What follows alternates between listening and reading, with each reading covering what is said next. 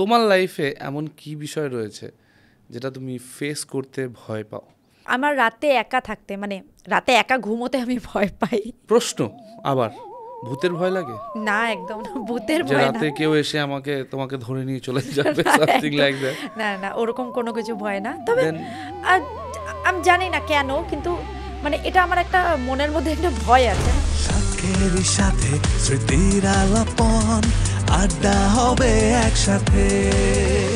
Spill that chai, spill that chai, spill that chai.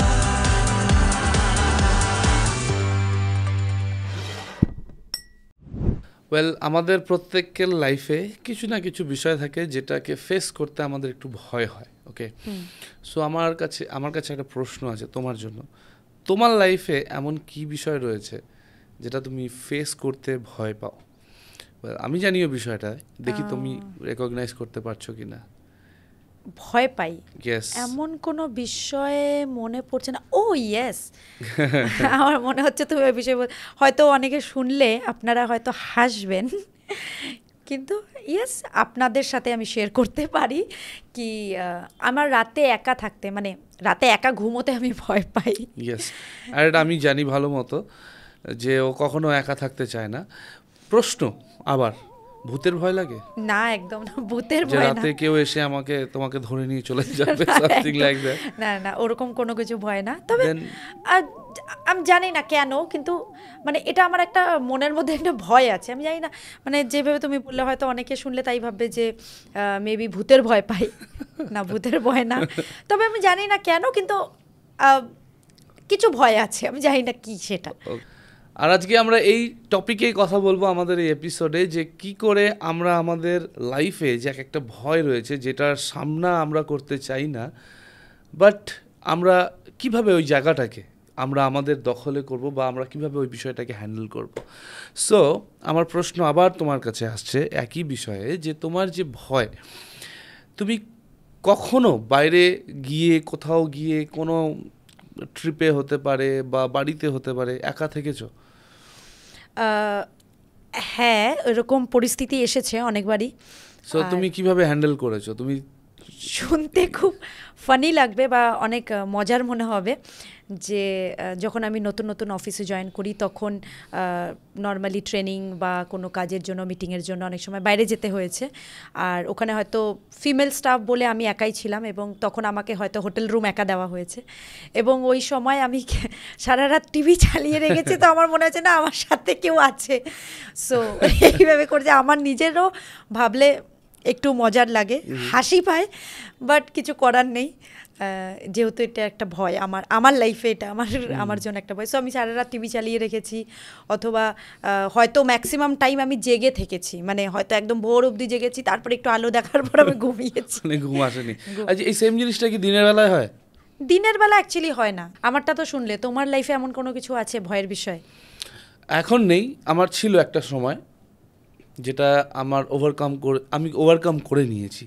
Well, যদি share করি সেটা কি, জল দেখে আমার অনেক ভয় লাগতো, সাঁতার কাটা এটা ভয় লাগতো। তো একটা ইনসিডেন্ট বলি, আমরা 4-5 জন বন্ধুরা ছিলাম, আমরা পুকুরে গিয়েছিলাম স্নান করার জন্য, এবং আমি ভয় পেতাম, সেজন্য আমি গভীরতায় যেতাম না, কারণ সাঁতার কাটতে পারতাম না। তো ধারে অল্প যেখানে জল, ওখানে একটু জাস্ট আমরা মজা করছিলাম। অ্যান্ড আমরা 2 জন ছিলাম যারা সাঁতার কাটতে আমরা জানতাম না, এবং কিছু দাদারা ছিল যারা পারতো। সো তারা ডিপ ওয়াটারে গিয়ে সাঁতার কাটছে, অ্যান্ড সাডেনলি আমরা যখন অল্প জলে 2 জন স্নান করছিলাম, আমার আরেকজন বন্ধু যে সাঁতার কাটতে জানে না, সে ডোবা শুরু করে। আমরা 14-15 ইয়ার্স ওল্ড ওই সময়, এবং যখন এই দাদাদেরকে জিজ্ঞেস করা হচ্ছে যে ও ডুবে যাচ্ছে, একটু হেল্প করো, এরা বকা দিচ্ছে উল্টো, যে বারণ করেছি ভেতরে যেতে, কেন গভীর জলে গেছে, ভালো হয়েছে ডুবুক। সো সামথিং লাইক দ্যাট ওরা রিয়াকশন দিয়েছে, অ্যান্ড আমি বুঝতে না পেরে আমি আমার হাত দিয়েছিলাম হেল্পের জন্য, কারণ আমার বন্ধু ডুবে যাচ্ছে। দ্য মোমেন্ট আমি হাত দিয়েছি, ও আমাকে টেনে নিয়েছে, অ্যান্ড আমি তারপরে ওখানে আমি গভীর জলে চলে যাই, ডুবা শুরু করি, অ্যান্ড আমি সামহাউ ম্যানেজ টু পুশ হিম, আমি ওকে জোরে ঠেলা দিই, ও আবার কম জলে চলে আসে তারপরে। আর আমি কোনো রকম করে, আমার ঠিক মনে পড়ছে না, বাট আমি কোনো না কোনোভাবে ধারে চলে আসতে পেরেছিলাম। সো দ্যাটস হাউ আমরা ওখান থেকে সার্ভাইভ করি। আর ওই ইনসিডেন্টটা, ওই পার্টিকুলার ইনসিডেন্টটা আমার ভেতর থেকে জলের যে একটা ভয় ছিল ওটা বেরিয়ে গেছে। নিয়ে চলে গেছে। এবং তারপরে আমি স্লোলি সাঁতার কাটতে শুরু করি। And এখন So, আমি তার মানে এখন তুমি সাঁতার পারো? সম্পূর্ণভাবে আমি কোনোদিন সাঁতার জিজ্ঞেস করা করতে হয়নি পারি। এই বিষয়ে। হ্যাঁ, তো আমি এখন পারি। আই লাভ টু সুইম, যদিও বা অভ্যাস নেই, বাট হ্যাঁ আমি পারি। সো এটা আমার লাইফের একটা বিষয় যেখান থেকে ওভারকাম করেছি। একদম ঠিক বলেছো অমিত। যেভাবে তোমার ঘটনা শুনলাম, যে আমরা ম্যাক্সিমাম সময় আমরা এই ফেলিয়ার, ব্যর্থতার ভয়ে কিন্তু আমরা অনেক কিছু অ্যাটেম্পই করি না। একদম। যে আমরা ভয় পাই কি এটা করব, যদি আমি ব্যর্থ হয়ে যাই, বা একটা এই ভেবে কিন্তু আমাদের একটা ভয় সারা জীবনই মনের মধ্যে থেকে যায়। কি বলো তুমি? একদম। আমি ভয়ে কোনোদিনও সাঁতার শিখতেই যাইনি। আমার এটা ভয় ছিল যে আমি ডুবে যাব।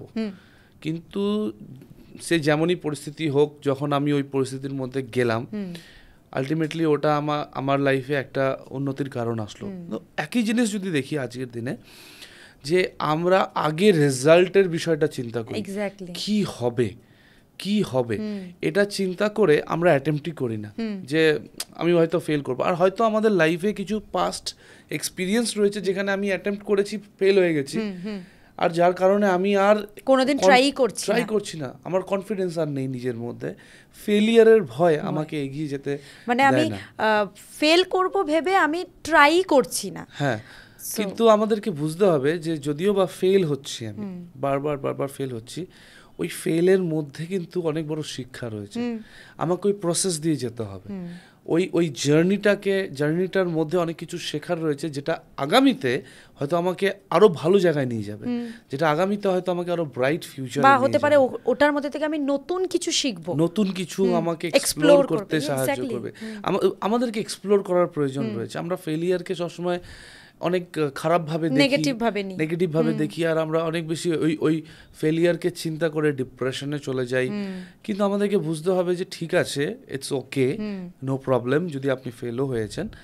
যত আজকে বড় বড় বিজনেসম্যানস রয়েছে, যত অ্যাথলিটস রয়েছে, যারা আজকে হয়তো স্টার, যদি আমরা তাদের ব্যাকগ্রাউন্ড স্টোরিকে দেখি, তারা কতবার ফেল করেছে, ওই দিকটা কেউ দেখে না। তাদের সাকসেসটা সবাই নোটিস করে, সবসময় অ্যাকচুয়ালি হাইলাইট হয়, কিন্তু ওই সাকসেসে পৌঁছানোর আগে যে কতবার তারা ফেলিয়ার হয়েছে, যদি তাদের অটোবায়োগ্রাফি আমরা পড়ি, তাহলে আমরা জানতে পারবো। ইভেন আমি রিসেন্টলি একটা ফিল্ম স্টারের বিষয়ে শুনছিলাম, উনি শেয়ার করছিল যে একটা পার্টিকুলার শট নেওয়ার জন্য সে ব্যক্তি 495টা টেক নিয়েছে ওই একটা পার্টিকুলার শট নেওয়ার জন্য। নাও একটা ওই মেইন শট দেখে সবাই ওয়া করছে, তালি বাজছে, কিন্তু এই যে 400 আনাদার যতগুলো টেক ফেল হয়েছে ওটার বিষয়ে কেউ জানে না। কিন্তু ওই জার্নিটা ওকে আরো ভালো থেকে ভালো হতে সাহায্য করেছে, বেটার থেকে বেটার হতে সাহায্য করেছে। সো আমার মনে হয়, যদিও বা আমাদের মনে হচ্ছে এই বিষয়টা আমি পারবো না করতে, আমাকে ভয় দেখাচ্ছে, আমি আগে রেজাল্টটা ভেবে ভয় লাগছে, আমি একটা সাজেশন দিতে চাই কি, ডু ইট এনিওয়ে।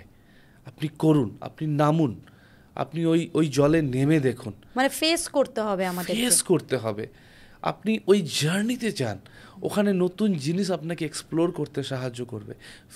ফেল হব, পাস হব, এটা চিন্তা মাথা থেকে বের করে দিন। একটা চিন্তা মাথায় রাখুন যে আমি কিছু না কিছু শিখতে চলেছি এর মধ্যে থেকে, এবং এই যে ফিয়ার অফ ফেলিয়ার, এটা থেকে আমাদেরকে লড়ে বেরিয়ে আসতে আমার মনে হয় হবে। আর এই সময় আমার মনে পড়ছে আর একটা বিষয় অমিত, যে বেসিক্যালি এটা ইউথ এজে হয়ে থাকে, যে অনেক সময় ইউথ এজে আমরা ভাবি যে কিছু আমরা শুরু করব, কিছু আমাদের ড্রিমস আছে, কিছু হয়তো আমরা বিজনেসও স্টার্ট করতে পারি, কিন্তু আমরা ভয় পাই যে যদি ওই বিজনেসে আমি সাকসেস না হই, হয়তো আমি আমার সমস্ত ফাইন্যান্সিয়াল বিষয়কে আমি ইনভেস্ট করব, কিন্তু যদি আমার লস হয়, বা আমি আমার সমস্ত টাইম এনার্জি দেবো, যদি সেখানে আমি ফেলিয়ার হই। সো এই ভয়গুলো, এই ফিয়ার আমাদেরকে, যে ফেলিয়ারের যে ফিয়ার, যে একটা ব্যর্থতার ভয়, সেই জিনিসকে আমাদেরকে করতেই দেয় না। কে জানে, হতে পারে হয়তো যেই পরিমাণে আমি সাকসেসকে আশা করছি তার থেকে বেশি সাকসেস হয়তো আমি হব, আর কিন্তু হতে পারে সেটার জন্য হয়তো কয়েকবার আমাকে ফেলিয়ার হতে হবে, বাট দ্যাটস ওকে। এবং তার সাথে সাথে অনেকে নতুন অপরচুনিটিস পায়, লাইক একটা শহরে রয়েছে, ওই শহর থেকে অন্য শহরে গিয়ে হয়তো নতুন জব, নতুন লোক, নতুন জায়গায় সেটেল হওয়া, নিজের কমফোর্ট জোনকে ছেড়ে একটা নতুন জায়গায় শিফট হওয়া, এবং এই সিদ্ধান্ততে অনেকে চিন্তা করে আমি পারবো কি পারবো না, ওই লোকেরা আমাদেরকে অ্যাকসেপ্ট করবে কি করবে না, ওই শহরটা আমার জন্য হবে কি হবে না, আর এই সমস্ত কিছু ভেবে তারা হয়তো সেই পদক্ষেপটাই নেয় না। হতে পারে ওই ভয়ের চিন্তা করে তারা হয়তো তাদের একটা ব্রাইট ফিউচার আগে রয়েছে, সেটার দিকে এগোচ্ছেই না। আর যদিও বা এগোচ্ছে, যদি ফেল হচ্ছেও নো প্রবলেম, তার একটা নতুন এক্সপিরিয়েন্স হবে, একটা নতুন কিছু শিখতে পাবে। সো এই মাইন্ডসেটে আমাদেরকে এগোনোর প্রয়োজন রয়েছে যে আমি যেটা অ্যাটেম্প্ট করছি ওই অ্যাটেম্পটে যদিও বা ফেল হই, কোনো অসুবিধা নেই, ওখান থেকে আমি নতুন কিছু শিখতে পারবো, অ্যান্ড আই ট্রাই অ্যাগেন। এইভাবেই আমি একটা না একটা সময় আমার ভয়কে ওভারকাম করতে পারবো, আমি সাকসেসের দিকে এগোতে পারবো। রাইট? একদম ঠিক বলেছো অমিত। আর যদিও বা ফেলিয়ার হইও নিজের প্রতি যেন আমরা কাইন্ড থাকি, যেন আমরা নিজেকে সবার আগে আমাদেরকে অ্যাকসেপ্ট করতে হবে, তাই না? এবং আমরা যেন বুঝি যে এই ফেলিয়ারের মধ্যেও আমি অনেক কিছু শিখতে পেরেছি বা শিখতে পারবো, এবং আমার জন্য সামনে অনেক ভালো কিছু রয়েছে।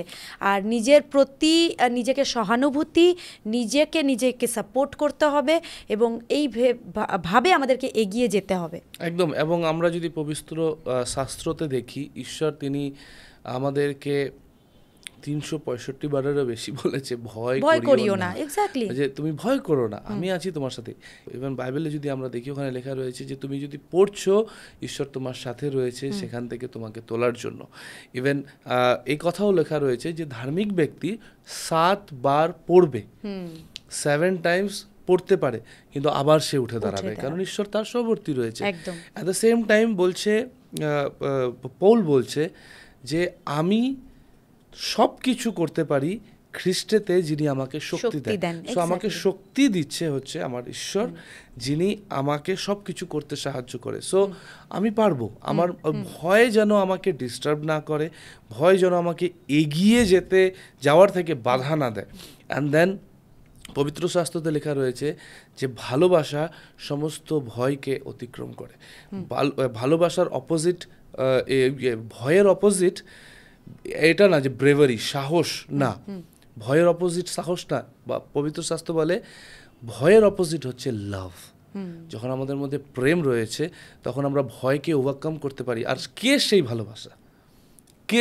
হোয়াট ডু ইউ থিঙ্ক, কে সেই ভালোবাসা? আমার মনে হয় সেটা হচ্ছে প্রকৃত প্রেমের উদাহরণ হচ্ছে প্রভু যীশু খ্রিস্ট।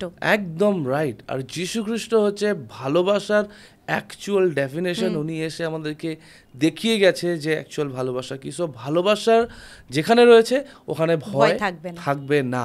আর আমাদের প্রয়োজন রয়েছে যেন আজকে আমরা সেই ভালোবাসার ওপরে নির্ভর করতে পারি। আমাদের প্রয়োজন রয়েছে যেন সেই ভালোবাসাতে নিজের হৃদয়কে আমরা পরিপূর্ণ করতে পারি, নিজের জীবনকে পরিপূর্ণ করতে পারি, এবং সেই ভালোবাসাতে যেন চলতে পারি। থ্যাংক ইউ অমিত, আরও একবার এটা মনে করিয়ে দেওয়ার জন্য, কারণ আমারও জীবনে যে ভয় রয়েছে, আমি চেষ্টা করব আজকের থেকে সেই ঈশ্বরের যে ঐশ্বরিক প্রেম দ্বারা আমার হৃদয়কে যেন আমি আরও বেশি ভরতে পারি, যেন আমার যে ভয় রয়েছে রাতে একা ঘুমানোর, তো সেটা যেন আমিও অতিক্রম করতে পারি। Thank you for this. কারণ আমার জীবনেও যে ভয় রয়েছে রাতে একা থাকার, যে আমি থাকতে পারি না, কিন্তু আজকের এই পবিত্র শাস্ত্রের বিষয়কে আরেকবার মনে করানোর জন্যে তোমাকে ধন্যবাদ দিতে চাই আরও একবার, যে আমি চেষ্টা করব যেন আরও বেশি ঈশ্বরের প্রেমে আমার হৃদয়কে পরিপূর্ণ করতে, কারণ যেখানে প্রেম থাকবে সেখানে ভয় থাকতে পারে না। সো আমিও এটাকে প্র্যাকটিস করব যেন আমিও এই ভয়কে অতিক্রম করতে পারি। আজকে আপনাদের যদি এই ভিডিও পছন্দ হয়েছে, ভালো লেগেছে, হেল্পফুল আপনাদের মনে হয়েছে, অবশ্যই লাইক করবেন, কমেন্টে জানাবেন আপনাদের ভয় কি বিষয়ে রয়েছে, এবং সেটাকে অতিক্রম আপনারা করতে পারছেন কিনা বা চেষ্টা করবেন কিনা, সেটাও অবশ্যই কমেন্টে জানাবেন। এই ভিডিওকে শেয়ার করবেন। আবার নেক্সট ভিডিওতে দেখা হবে। টাটা।